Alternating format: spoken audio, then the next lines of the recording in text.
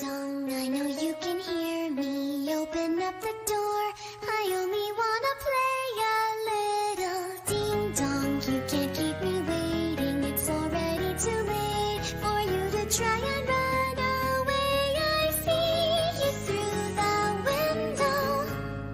Our eyes are locked together. I can sense your horror. Though I'd like to see it closer. Ding dong, here I come to find you. Hurry up and run. Let's play a little game and have fun. Ding dong, where is it you've gone to? Do you think you won? Our game of hide and seek has just begun. السلام عليكم ورحمة الله وبركاته أحبابي وأصحابي في كل مكان. معكم أحمد الشاذلي من قناة المدح. قصتنا النهاردة أو حكايتنا عن كتاب العزيف، أخطر كتاب سحر في العالم. بس حابب قبل ما نبدأ حلقتنا أحب أشكر اللي دخلوا وعلقوا ونبهوني لرداءة الصوت في الحلقتين اللي فاتوا، وأشكرهم وأوعدهم إن شاء الله بداية من الحلقة دي الصوت هيكون تمام وكل حاجة تمام. يلا نبتدي قصتنا وما نطولش أكتر من كده. يعتبر كتاب العزيف من أخطر كتب السحر في العالم اللي بنسمع عنها، ومؤلف الكتاب هو المجنون عبد الله الحزرد. هل سمعت عن الكتاب ده من قبل كده؟ وهل قرأت صفحاته وشفت الرسوم اللي فيه والتصورات المخيفة والرهيبة لعالم الجن والشياطين؟ وهل شفت أشكال الجن اللي في الكتاب اللي اتكلم عنها؟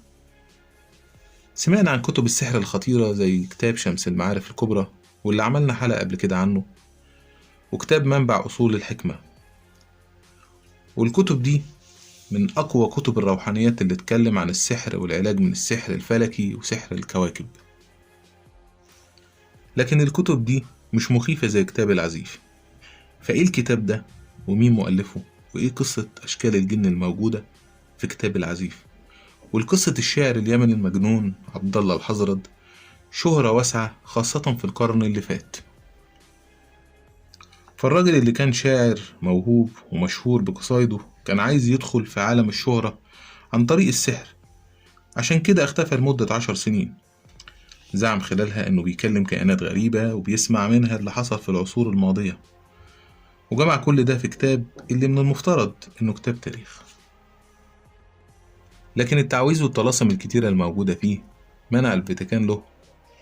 وبعيد عن كل ده كانت نهاية عبد الله الحزرد نهاية مأساوية غير متوقعة. وزي ما قلنا اتكلم الكتاب عن أمور جنونية، منها تزاوج مجموعة من الجن من مجموعة من البشر، وإنجابهم سلة من الشياطين اللي نشروا الفساد في الأرض دمروها، وده قبل الطوفان العظيم ما يطهر الأرض منهم. ده غير إن الكتاب احتوى على قصص مجنونة ساهمت في انتشاره في العالم، ومعدتش سنين قليلة على صدور مخطوطة العزيف حتى بدأ بالانتشار بشكل مخيف بالظبط زي ما حصل مع كتاب شمس المعارف. لكن الفرق بين الكتابين إن شمس المعارف ما كانش متداري ورا الصبغة التاريخية، إنما كان واضح جدا إنه كتاب سحر متخصص، غير كتاب العزيف اللي ادعى صاحبه إنه كتاب تاريخ حقيقي واتكتب عن طريق شخص قدر يتكلم مع مخلوقات ما اتكلمتش مع حد غيره. ده غير إنها قصة أغلب الغاز التاريخ الغامض زي ما قال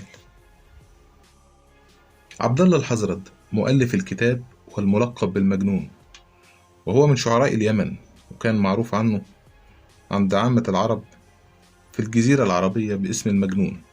والفترة اللي عاش فيها عبد الله الحزرد هي في عصر الدولة الأموية، وكان بيستوطن الجزيرة العربية ولكن ما كانش ثابت في مكان. فكان الكاتب المجنون ده بيتنقل من مكان للتاني، وعاش أكتر من 10 سنين في صحراء الربع الخالي وهي في شبه الجزيرة العربية. وقال الكاتب ده في معرض تقديمه لكتاب العزيف إنه اتقابل هناك مع الجن، وكان بيقول إنها كائنات أشكالها غريبة، وحسب كلامه إن الكائنات دي كانت بتسكن الأرض قبل البشر. وكان آخر الدول اللي ارتحل ليها هي دمشق، وهناك ألف كتاب العزيف في عام 730 ميلاديا. وحصل صراع كان بيجمع عبد الله الحزرد مع أحد الكائنات الغريبة، وكانت نهايته على إيدها. والكتاب صور عديد من أشكال الجن وأسمائهم والكثير من صفاتهم اللي بتدل على مدى قوتهم وجبروتهم. وفي كتاب عرب ذكرت قصة عبد الله الحزرد مؤلف كتاب العزيف المرعب، ومنهم المؤرخ العربي شمس الدين بن الخلكان، وهو مؤلف وفيات الأعيان وأنباء الزمان. فذكروا في كتابه وقال إنه كان بيتقاتل مع كائن مخيف وعملاق في ضوء النهار. اللي شاف القتال ده مقدرش يتحرك من هول الموقف من مكانه، لحد ما كانت نهاية عبد الله الحزرد نهاية شنيعة، وتوفى في عام 738. وتمت ترجمة الكتاب للغات كتيرة منها الإنجليزية. كلمة العزيف يعرف أنها تعني أصوات الحشرات بالليل، واللي كان بيعتقد العرب قديما أنها صوت الجن والشياطين. والكتاب فيه فصول كتيرة تتكلم عن الحضارات والكيانات القديمة اللي سكنت الأرض قبل ظهور البشرية. وذكر الحزرد في كتابه بأن هناك أجناس أخرى سكنت الأرض قبل الإنسان، وأن التعليم السرية انتقلت للبشر من أجناس تعيش خارج الأرض. وقال أنه اتصل بالكائنات دي عن طريق السحر الأسود، وحذر أنهم راجعين يسترجعوا الأرض من البشر، وقدر منهم يتشكل في صور الإنسان، وأنهم يعيشوا بين البشر ويتجوزوا من البشر ويكتر نسلهم على الأرض. وكان عبد الله الحزرد من عشاق السحر الأسود ولغته، فكان صحراء الرابع الخالي في عام 700 ميلاديا مهد لظهور كتاب العزيف، واللي بيعتبروه كتير من الناس إنه من أخطر الكتب في العالم في السحر اللي جت في تاريخ البشرية، ومن اللي بيحتويه من سر ومن شر عظيم. فكان بيتطلع للغوص في أسرار الماضي قبل ظهور البشر عشان يعرف تاريخ الأرض.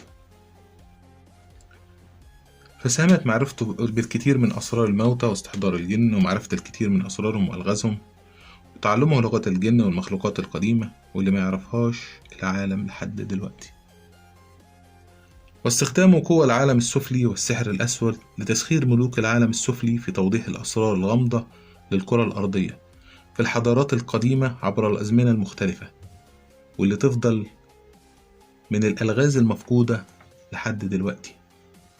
زعم إنه شاف مدينة إرم ذات العماد لقوم معاد، ده غير إنه شاف الأجناس اللي عاشت قبل البشرية واستوطنت الأرض.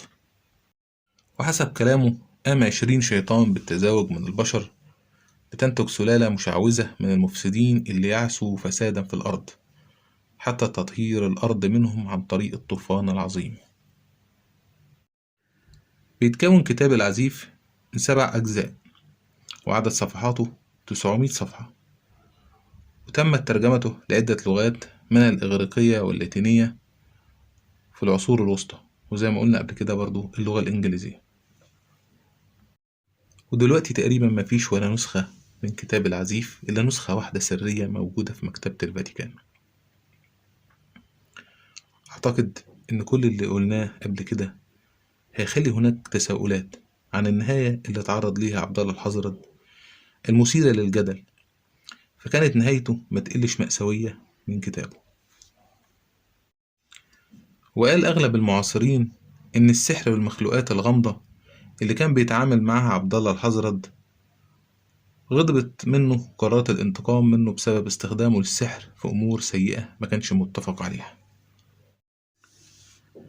عشان كده اتقتل شر قتلة أمام عيون الناس في مكان عام.